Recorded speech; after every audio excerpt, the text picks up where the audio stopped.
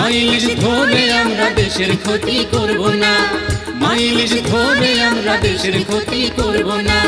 বাবা তোমায় কথা দিলাম মা ইলিশ ধরব না, বাবা তোমায় কথা দিলাম মা ইলিশ ধরব না।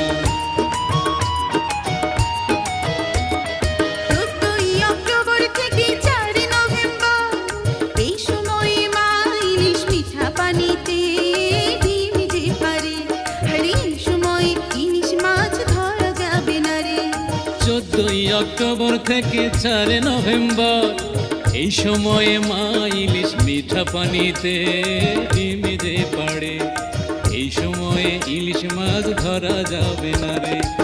বেচা কেনা পরিবহন মজুদ করা যাবে না, বেচা কেনা পরিবহন মজুদ করা যাবে না। বাবা তোমায় কথা দিলাম মা ইলিশ ধরব না, বাবা তোমায় কথা দিলাম।